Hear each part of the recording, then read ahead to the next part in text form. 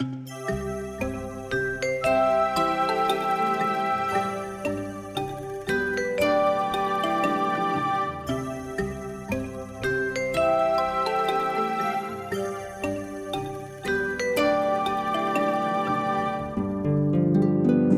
to the marvelous land of Oz.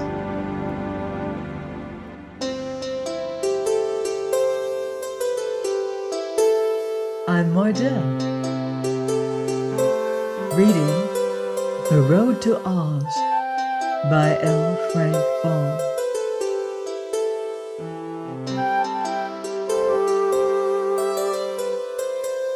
Chapter 20, Princess Ozma of Oz.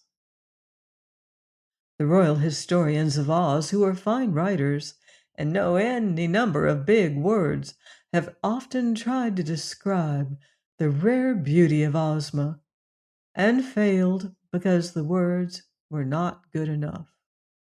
So, of course, I cannot hope to tell you how great was the charm of this little princess, or how her loveliness put to shame all the sparkling jewels and magnificent luxury that surrounded her in this her royal palace. Whatever else was beautiful or dainty or delightful of itself faded to dullness when contrasted with Ozma's bewitching face, and it has often been said by those who know that no other ruler in all the world can ever hope to equal the gracious charm of her manner. Everything about Ozma attracted one, and she inspired love and the sweetest affection, rather than awe or ordinary admiration. Dorothy threw her arms around her little friend and hugged and kissed her rapturously.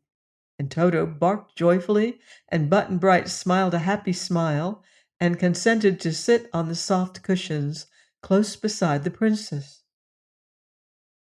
"Why didn't you send me word you were going to have a birthday party?" asked the little Kansas girl when the first greetings were over. "Didn't I?"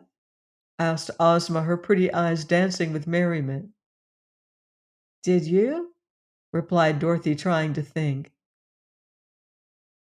"Who do you imagine, dear, mixed up those roads so as to start you wandering in the direction of Oz?" inquired the princess. "Oh, I never expected you of that!" cried Dorothy. "I've watched you in my magic picture all the way here," declared Ozma, "and twice I thought I should have to use the magic belt to save you and transport you to the Emerald City. Once was when the Scoodlers caught you, and again when you reached the Deadly Desert.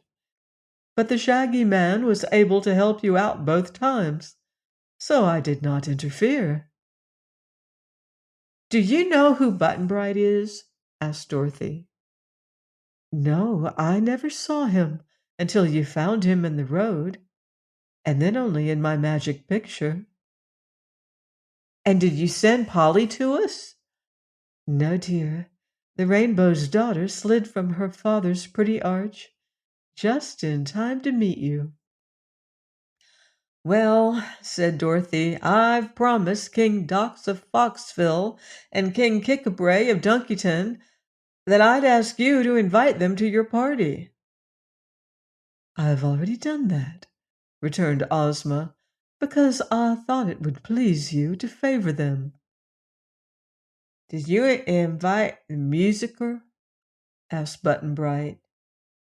"No, because he would be too noisy and might interfere with the comfort of others. When music is not very good and is indulged in all the time, it is better that the performer should be alone," said the princess. "I like the musicker's music," declared the boy gravely. "But I don't," said Dorothy. "Well, there will be plenty of music at my celebration," promised Ozma, "so I've an idea Button-Bright won't miss the musicker at all." Just then Polychrome danced in, and Ozma rose to greet the Rainbow's Daughter in her sweetest and most cordial manner. Dorothy thought she had never seen two prettier creatures together than these lovely maidens, but Polly knew at once her own dainty beauty could not match that of Ozma, yet was not a bit jealous because this was so.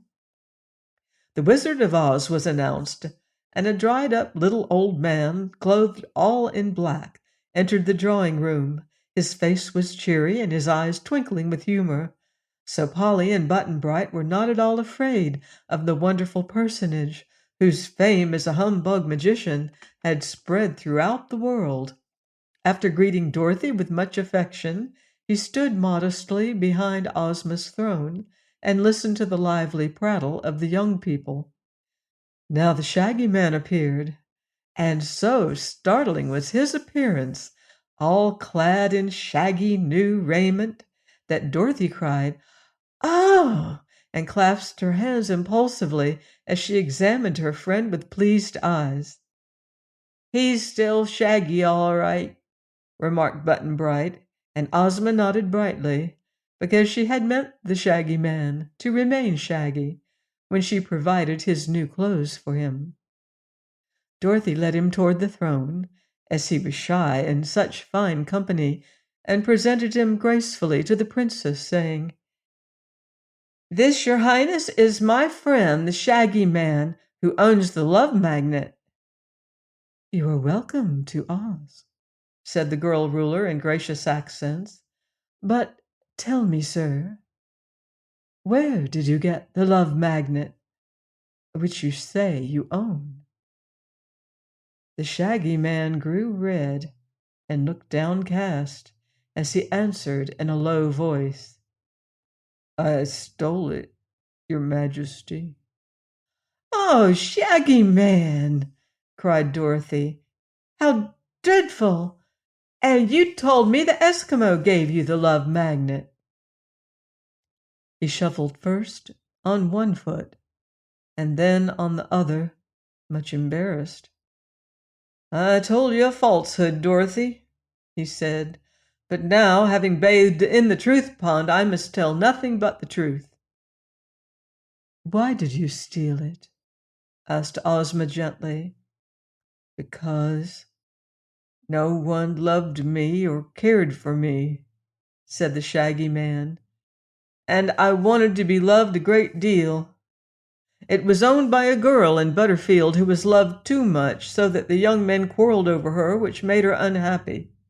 After I had stolen the magnet from her, only one young man continued to love the girl, and she married him and regained her happiness."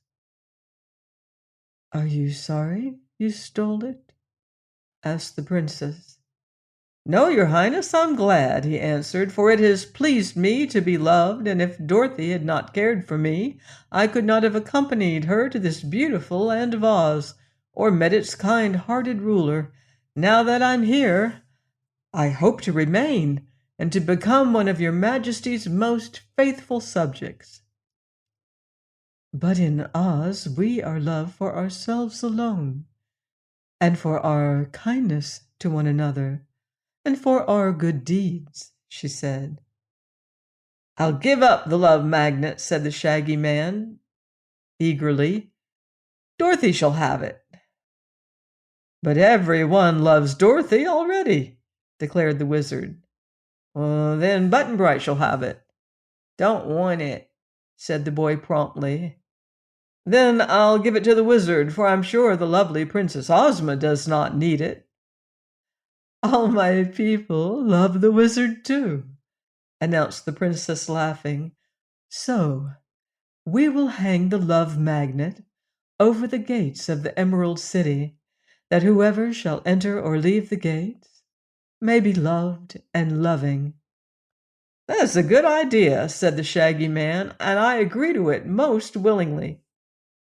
Those assembled now went in to dinner, which you may imagine was a grand affair, and afterward Ozma asked the Wizard to give them an exhibition of his magic. The Wizard took 8 tiny white piglets from an inside pocket and set them on the table.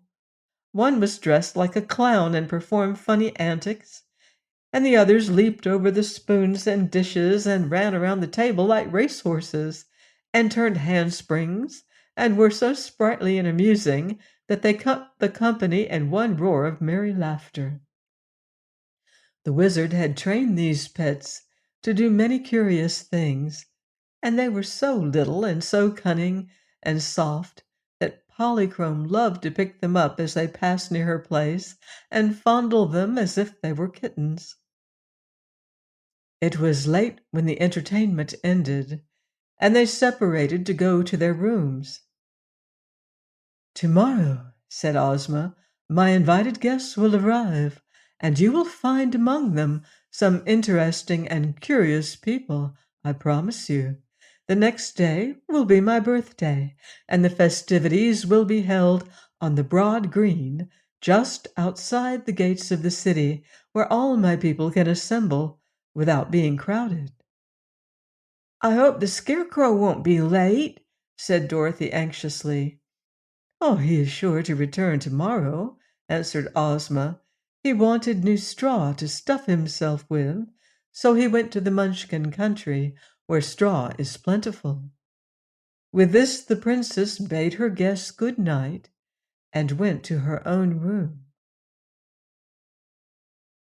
Please join me next time for more magical adventure here on the marvelous Land of Oz.